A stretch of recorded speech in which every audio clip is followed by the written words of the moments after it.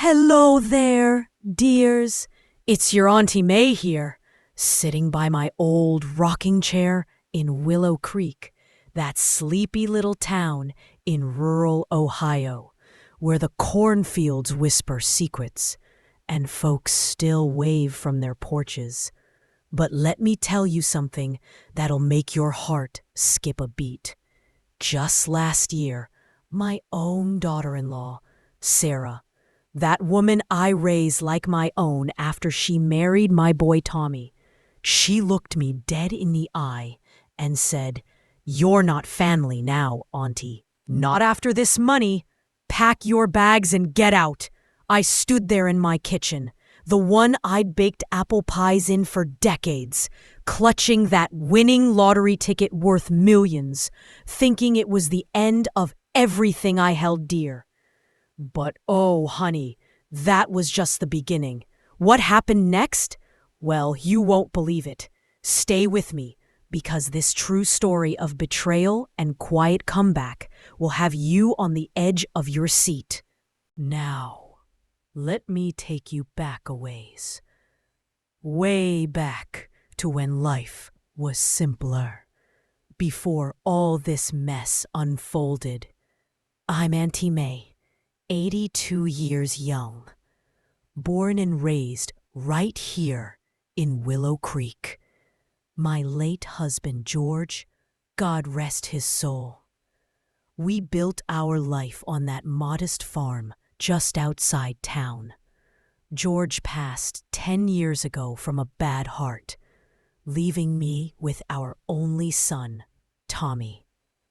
Tommy was my pride and joy, a strapping boy who grew up helping with the chores, always with a smile that could light up the darkest day. He married Sarah when they were both 25, right after he got his job at the local mill. Sarah came from a rough family across the river in Milford, but I welcomed her with open arms. "Come on in, child," I said. "We're family now." We had good times, we did. Picnics by the creek, holidays with the grandkids, little Emma and Jake who run around my yard chasing fireflies. I'd knit them scarves every winter. Tell them stories about their grandpa's adventures in the war. Tommy and Sarah lived just down the road in a house we helped them buy with our savings. I thought we were unbreakable, you know? A real small-town family, sticking together through thick and thin. But life has a way of testing you. See, after George died, money got tight. The farm wasn't producing like it used to, and my pension from the school, where I taught for 30 years, barely covered the bills. Tommy helped when he could, but Sarah, well, she always had a sharp tongue about it. "Auntie, you should sell the place," she'd say. "It's too much for you alone." I'd laugh it off, saying, "This house holds my memories, dear. It's not going anywhere." But deep down, I worried. Worried about ending up in some nursing home, forgotten. Then one rainy Tuesday in March, oh, it was pouring cats and dogs, I stopped at the corner store for my weekly groceries. Old Mr. Hargrove behind the counter smiled and said, "Auntie Mae, fancy a lottery ticket. It's a big jackpot this week. Over $10 million. I chuckled. "Why not? Maybe Lady Luck will smile on an old widow like me." I scratched off that ticket right there at the counter, and my hands started shaking. 3 matching symbols. I'd won. Millions. overnight. Can you imagine?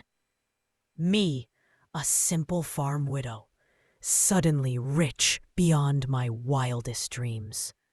I didn't tell a soul at first, just sat in my kitchen, staring at that ticket, tears streaming down my face. "George," I whispered, "is this your way of looking out for me?" But then I decided to share the joy with family. Called Tommy over that evening. "Son," I said, my voice trembling, "we're set for life now." His eyes lit up like Christmas morning. Sarah came too, and we hugged and cried. Or so I thought. But as the days passed, something felt off. Whispers behind my back, strange looks from Sarah. And then I found an old letter tucked away in George's desk. A shocking secret from his past that changed everything.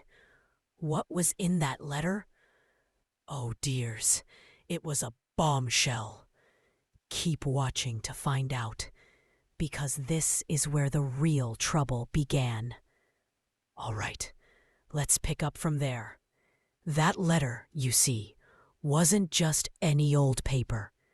It was from George's estranged brother, Uncle Harold, who'd vanished years ago after a family feud over the farm.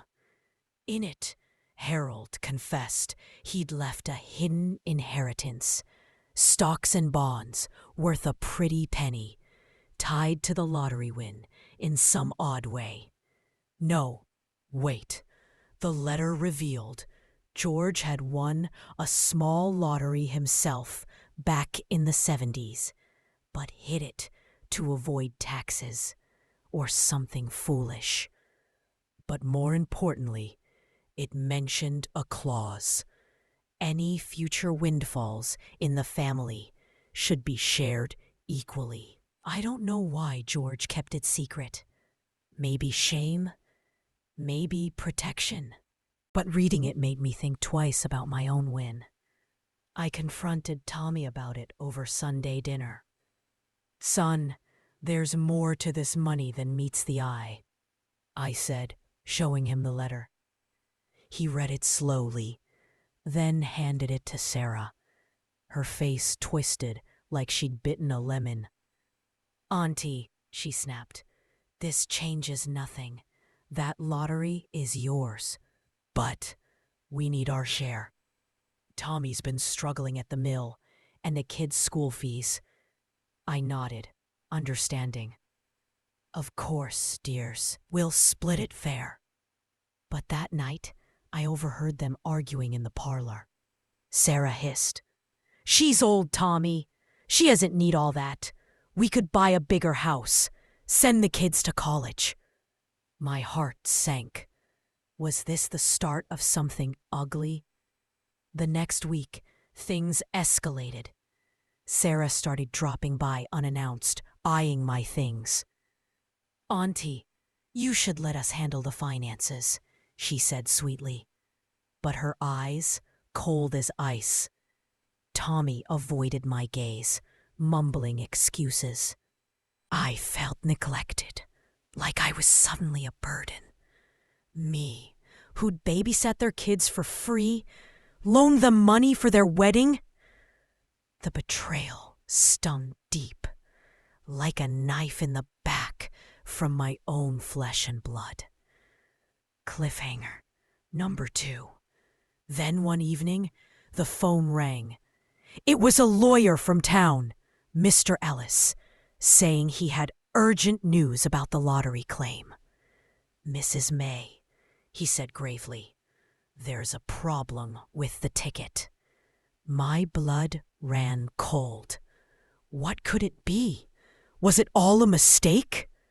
Hang on, dears. This twist nearly broke me. Don't go anywhere. Breathing deep now, Mr. Ellis explained over tea the next day that Sarah had called him first, claiming I was unfit to handle the money due to my age. She wants power of attorney, he said, shaking his head. Says you're forgetting things. Forgetting? Me?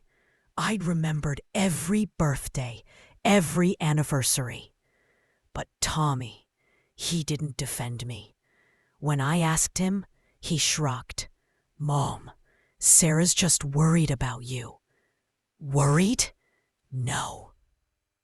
Greedy. The neglect hit hard after that. They stopped visiting, except to ask for loans from my yet-to-be-claimed winnings. Emma and Jake weren't brought over anymore.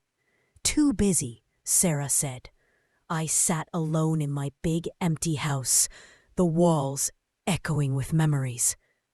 Holidays came and went, no invitations. I baked my famous pies and ate them alone, tears mixing with the cinnamon. How could they do this? I whispered to George's photo. The small-town gossip started too. Folks at church whispering, poor Auntie Mae, her family's turned on her over that money. I tried to fight back quietly, called a friend in town, old Mrs. Wilkins, who suggested I see my own lawyer. But Sarah got wind of it and showed up furious. You're being paranoid, Auntie. We're family. Family.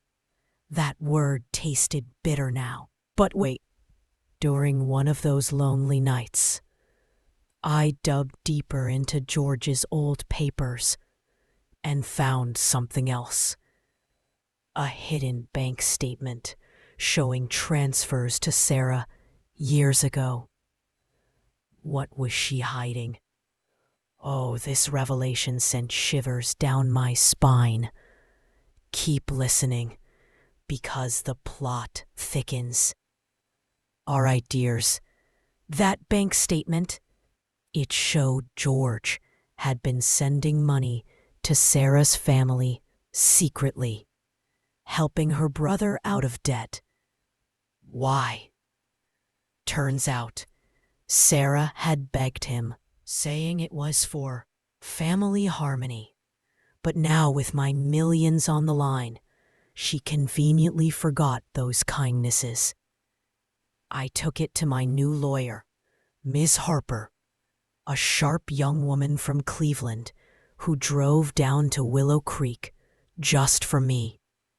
Auntie Mae, she said warmly, this shows a pattern of manipulation. We can protect your assets. The drama unfolded in her office.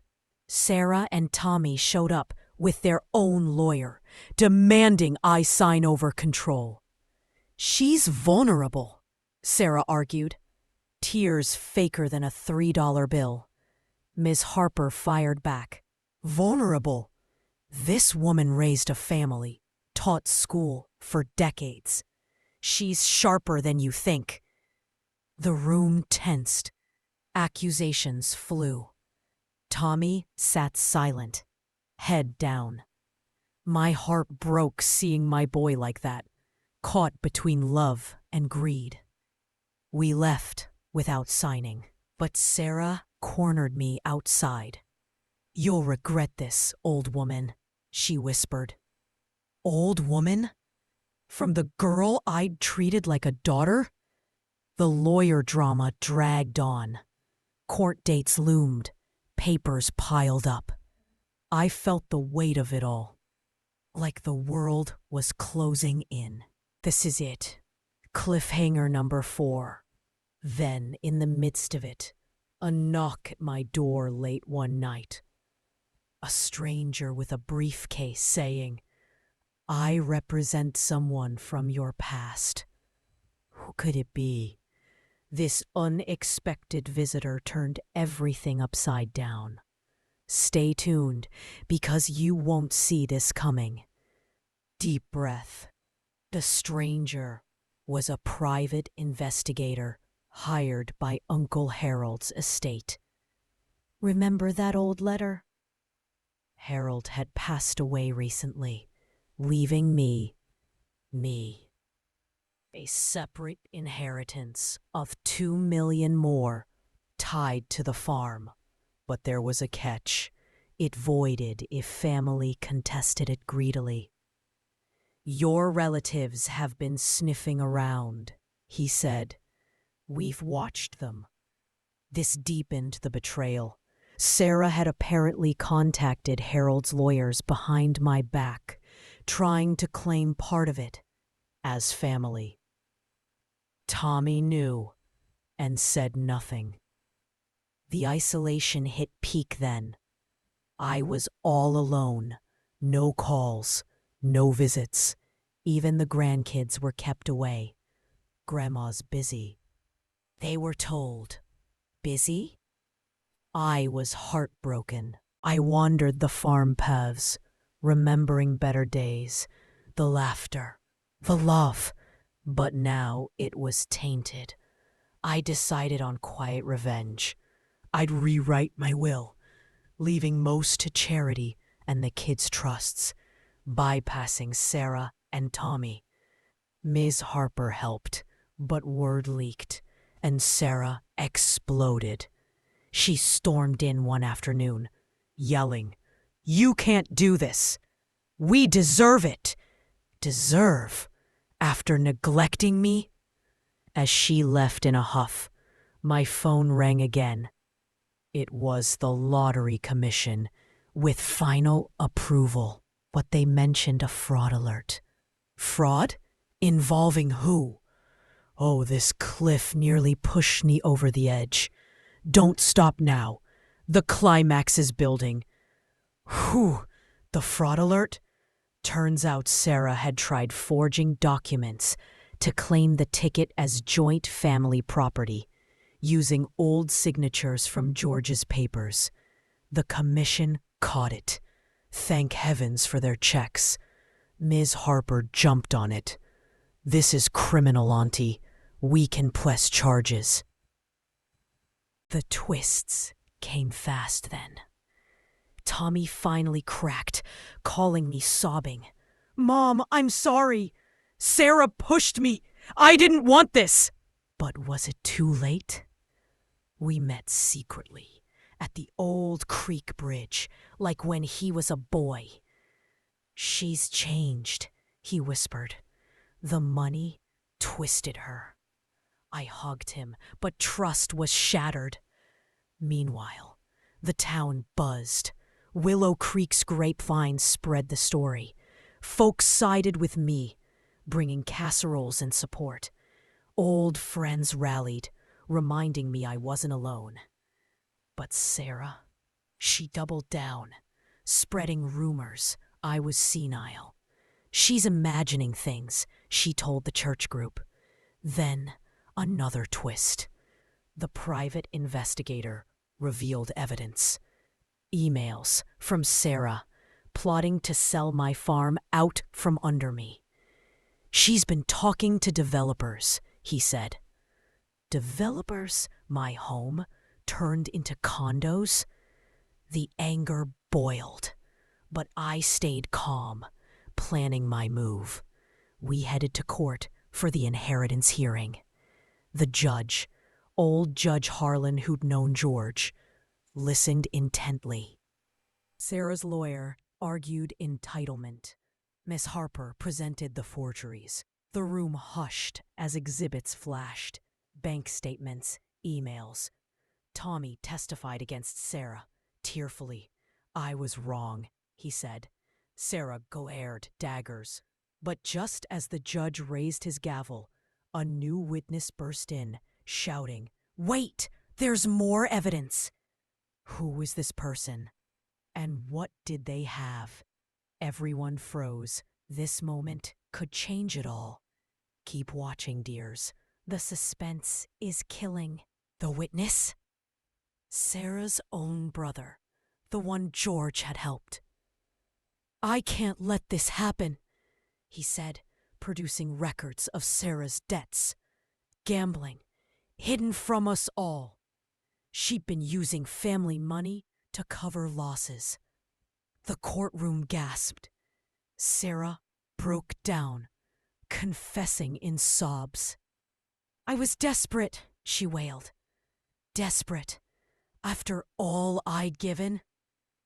The judge ruled in my favor. Lottery mine, inheritance secure. Forgeries leading to charges against Sarah. Tommy divorced her, quietly, gaining custody of the kids. But the emotional toll, oh, it lingered. Yet, as I walked out of that courthouse, free at last, a final twist awaited at home. An envelope on my porch, unsigned. What was inside?